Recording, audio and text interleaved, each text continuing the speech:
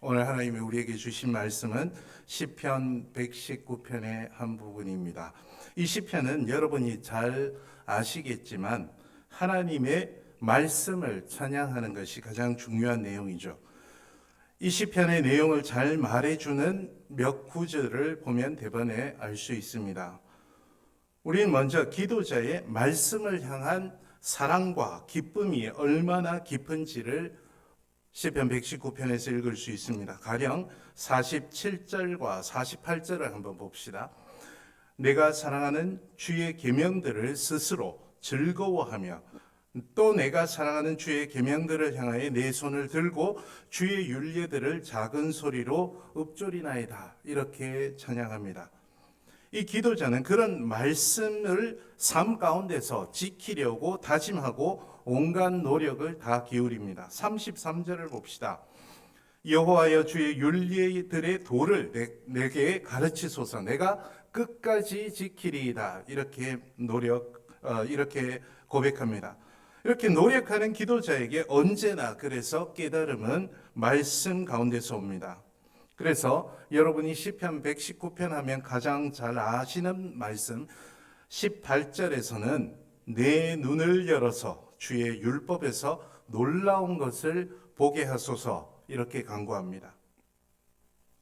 그리고 오늘 우리가 읽은 본문 다음 구절 105절도 유명하죠. 주의 말씀은 내 발의 등이요 내 길의 빛이니이다 이렇게 고백합니다.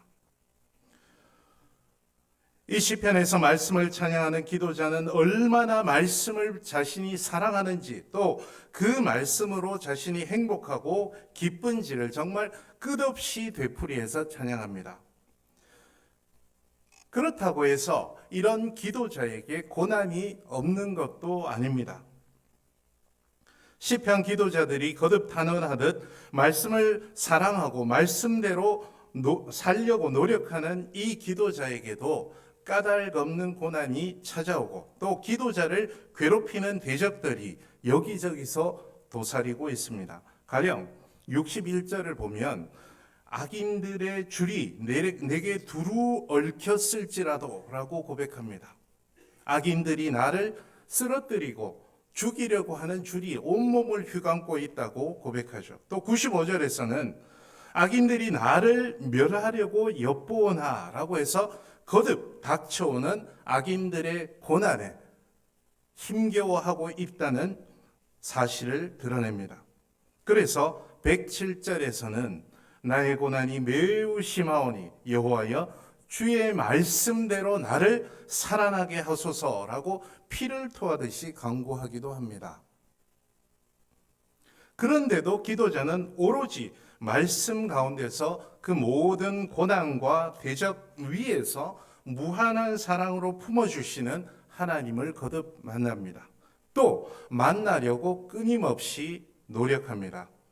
그리하여 그 모든 고난과 대적을 초월하는 신앙으로 한 걸음씩 나아가는 경험을 합니다. 그래서 여러분이 아시듯이 알파벳 시편인 이 시편은 서술이 8의 배수로 구분되어 있기 때문에 8절씩 단락을 나누어 읽는다면 어디를 읽어도 말씀 가운데 임하시는 하나님을 찬양하는 그 찬양을 오늘 다시금 언제든 경험할 수 있습니다.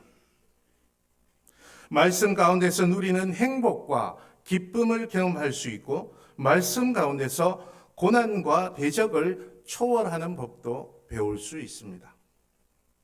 오늘은 그 가운데서 우리에게 익숙한 구절이 나오는 97절부터 104절의 단락을 좀 더 자세히 함께 묵상하려고 합니다. 이 단락에서는 두 가지 소재로 말씀을 찬양합니다. 먼저 97절부터 100절에서는 말씀을 향한 기도자의 사랑이 가져다 주는 명철을 다른 존재들과 비교합니다. 먼저 97절을 한번 봅시다. 내가 주의 법을 어찌 그리 사랑하는지요. 내가 그것을 종일 작은 소리로 읊조리나이다. 이렇게 고백합니다. 사랑은 곧 애착으로 이어집니다. 여러분도 누군가를 사랑해 보신 경험이 있을 것입니다. 그리고 지금도 누군가를 사랑하고 계실 수 있습니다. 사랑하는 사람과는 떨어지기 싫고 내내 함께 있고 싶죠. 기도자는 그 사랑하는 대상이 말씀이다, 이렇게 고백하고 있습니다. 그래서 그 말씀을 종일토록 입에 달고 산다, 이렇게 고백합니다.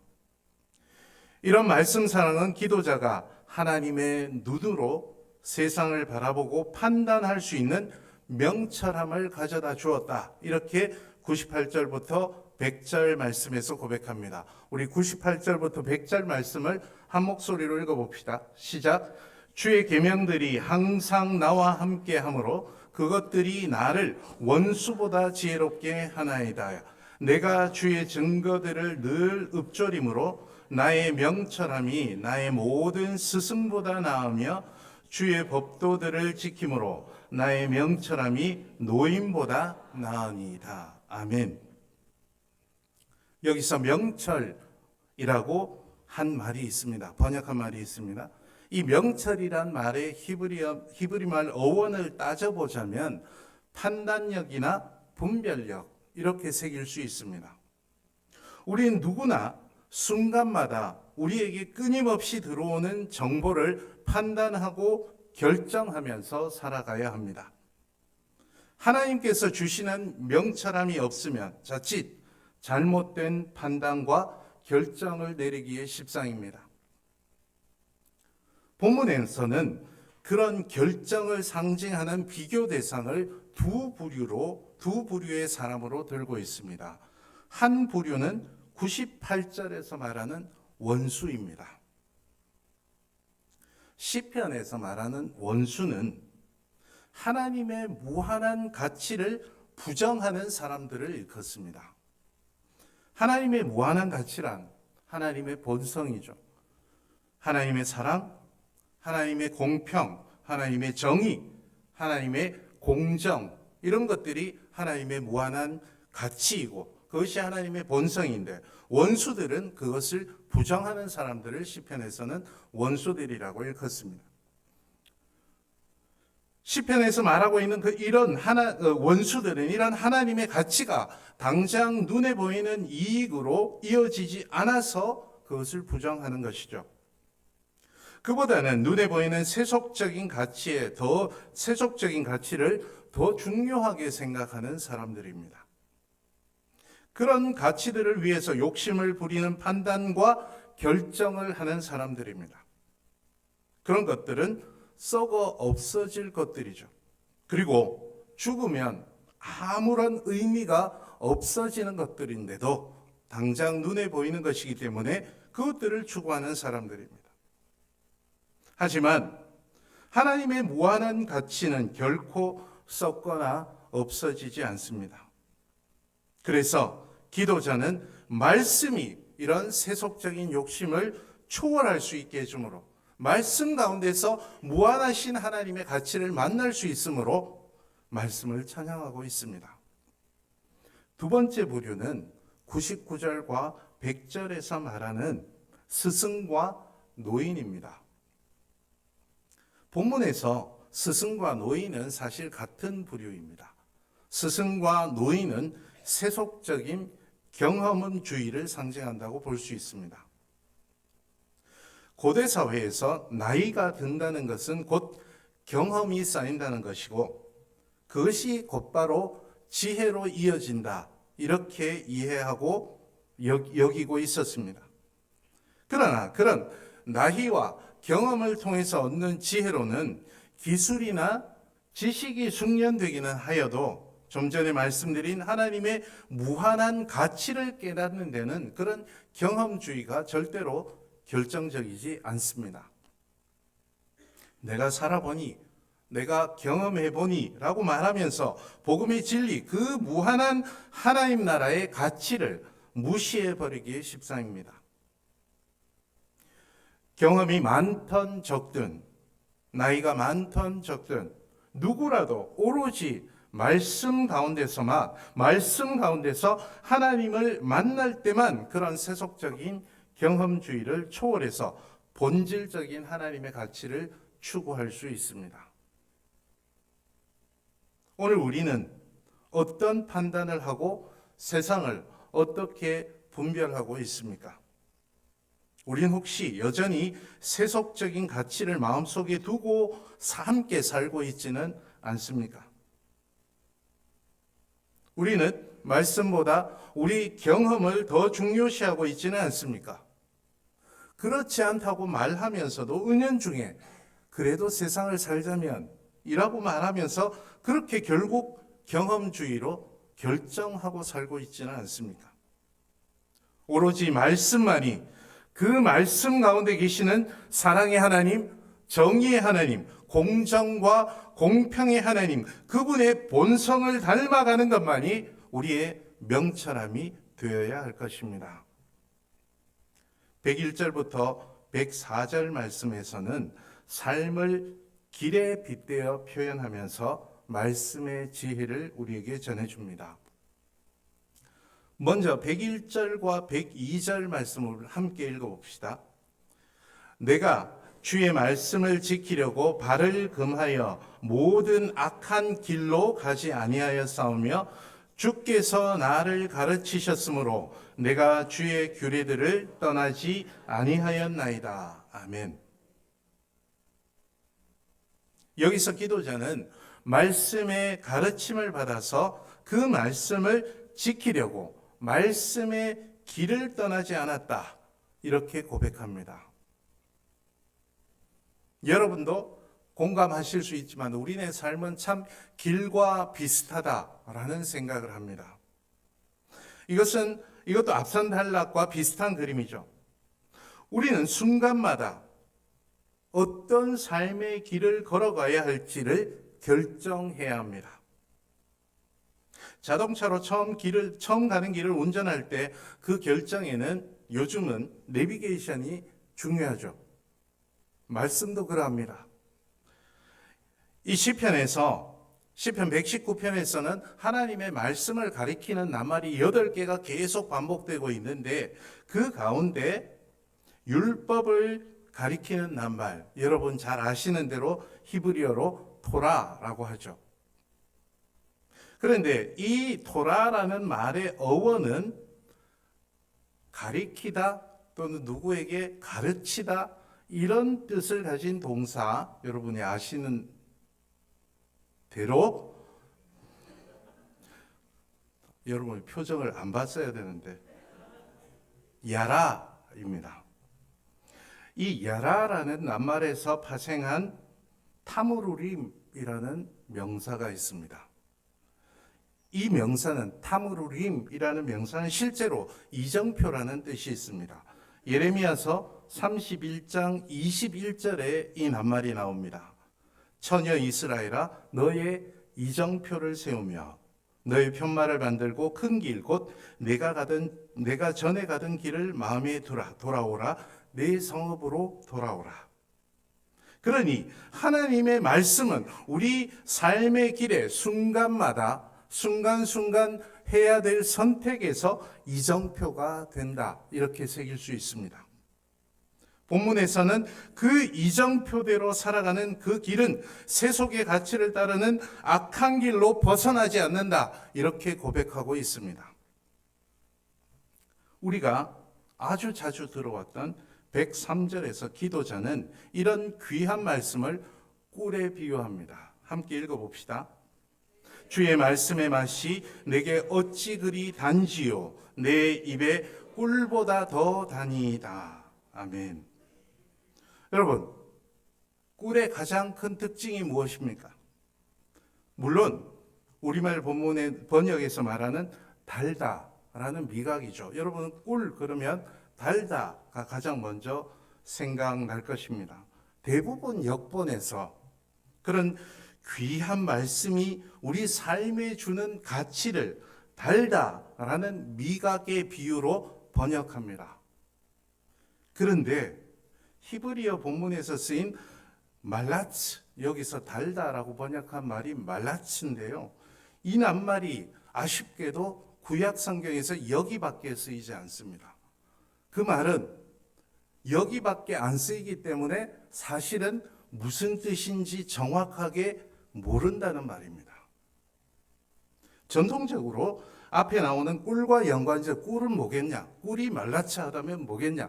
달다겠지. 이렇게 해서 달다로 번역했습니다. 그런데 어원을 따져 들어가다 보면 이 낱말에 고대 이스라엘 주위에 있는 여러 나라들에도 비슷한 어원을 가진 말이 있습니다. 그런 다른 나라들, 인근에 있는 다른 나라 말들과 비교해 보면 이 말라치라는 말은 매끈하다로 새길 수도 있습니다. 미끌미끌하고 매끈하다. 얼핏 보기에 꿀처럼 매끈하다라는 말이 어색할 수 있습니다. 근데 여러분 가만히 생각해 보십시오. 꿀이 매끈한 것도 사실 아닙니까? 꿀이 거칠진 않죠. 그럼 매끈하죠.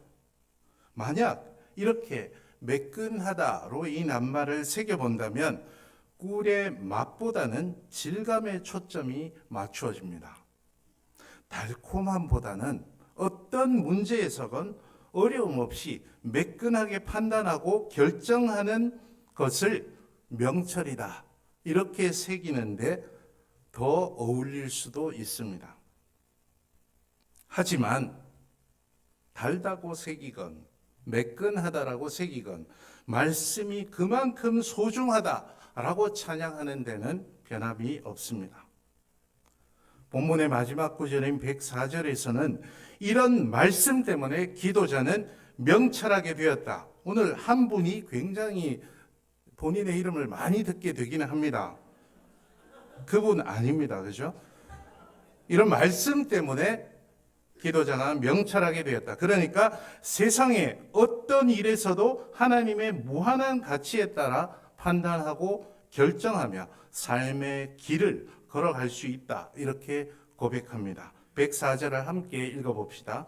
주의 법도들로 말미암아 내가 명철하게 되었으므로 모든 거짓 행위를 미워하나이다. 아멘. 여러분, 우리는 정말 말씀을 달게 받아들이고 있습니까? 그리고 그 말씀 덕분에 지혜롭게, 명철하게, 매끈하게 판단하고 있습니까? 하나님 앞에 서기에 부끄러움 없는 삶을 한순간 한순간 우리는 살아가고 있습니까? 혹시 우리는 여전히 세속적인 욕심을 버리지 못하고 매끈하지 않고 머뭇거리면서 은연중에라도 마치 어린아이가 쓴 약을 보듯 그 말씀을 멀리하고 있지는 않습니까? 주님의 사랑하시는 하구 여러분, 우리는 말씀의 바탕을 두고 태어나서 여기까지 자라온 자랑스러운 한국 교회의 교인들입니다. 그리고 여러분은 그 말씀을 사모해서 지금 신학의 길을 걷고 있습니다. 오늘 우리에게 과연 그 말씀이 오늘 본문 말씀의 고백처럼 정말 꿀과 같은지 돌아볼 수 있어야 하겠습니다. 세상이 발딛고 있는 우리 삶의 이정표가 되고 있는지 돌아보아야 하겠습니다. 그래서 세속의 가치를 목회에서조차 세속의 가치를 좇는 사람들보다 명철한지 경험을 중시하는 사람들보다 지혜로운지 반성해 보아야 하겠습니다. 주의 말씀이 어찌 그리 단지요 내 입에 꿀보다 더 다니이다. 이 고백 앞에서 오늘 다시금 우리 자신을 세워보고 돌아보면 좋겠습니다. 기도합시다. 참 좋으신 주님, 우리가 언제 어디서나 말씀을 가까이 하고 읽을 수 있게 해주셔서 감사합니다. 하지만 그렇게 가까이 있는 말씀을 우리는 몸으로나 마음으로 멀리한 적이 많았던 것 용서하여 주옵소서. 주님의 말씀이 우리 입에, 우리 마음에, 우리의 삶에 들어와 우리에게 꿀보다 더 달게 해 주옵소서. 그래서 오로지 그 말씀이 우리의 명철이 되고 우리 삶의 기준과 목표가 되게 해 주옵소서. 예수님의 이름으로 기도하며 주 예수 그리스도의 은혜와 하나님 아버지의 사랑하심과 성령님의 교제케 하심이 이 자리에 머리 숙인 주님의 백성들과 그 삶 가운데 지금부터 영원토록 함께 하시기를 간절히 축원하옵나이다. 아멘.